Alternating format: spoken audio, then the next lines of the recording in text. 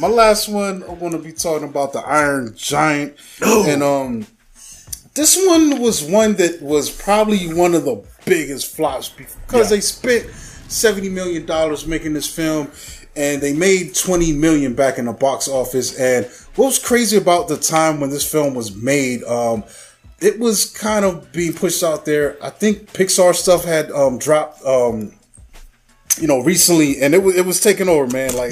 So they were. I guess this was the studio's shot at going with a traditional animation. You know what I'm saying? And trying to be like, but people thinking, people still want to come see this stuff. So this was a 1999 film. That's how late it was in the cycle. By then we've already got, I think a Toy Story has been out. So there was a few things that were dropping on the animation level at this time. So this was kind of like the last holdout. I forgot who put this out. I think this might have been Warner Brothers. Yeah, it's a Warner Brothers animation film. And crazily enough, man, this is probably in the top 5 of animated films that got theatrical releases. The cult following is crazy. Yeah. And all of that. And interestingly enough, even though this film is mostly traditional animation, there are some 3D stuff going on when you look at some of the background effects and things that you will see become common later on in other more modern animation techniques, even ones that seemingly look hand-drawn.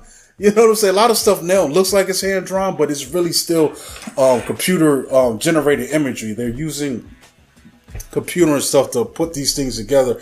But Iron Giant was showing a lot of those techniques. And what's crazy about this, man, this story is crazy. It's one of the best animated films. It's a story about this this robot, you know what I'm saying, that escapes. This is meant for war, combat.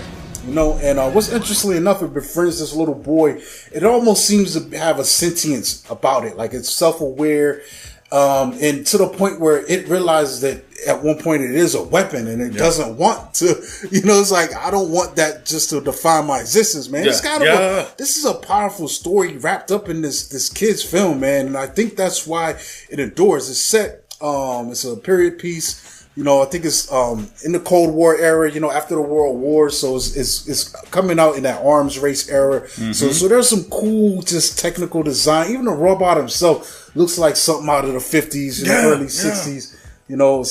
And this thing holds up, man. The voice casting and all of that. It's just a shame though, because then you would get something, this total garbage, and that thing breaks box office records, But I don't know. I don't know if it was marketing or like I said, this was on the edge. So maybe people were so much more used to the newer computer animated stuff, and this was to them was like a step back, and it didn't have its interest. But if you watch this thing, this is probably one of the best animated films ever made. Yeah, people got spoiled, and I'm with you. Like, just imagine a film like with a war tank that has a conscience. You know what I'm saying? And I mean, this film was so emotionally pleasing and gratifying and gripping. I mean, gosh, for a cartoon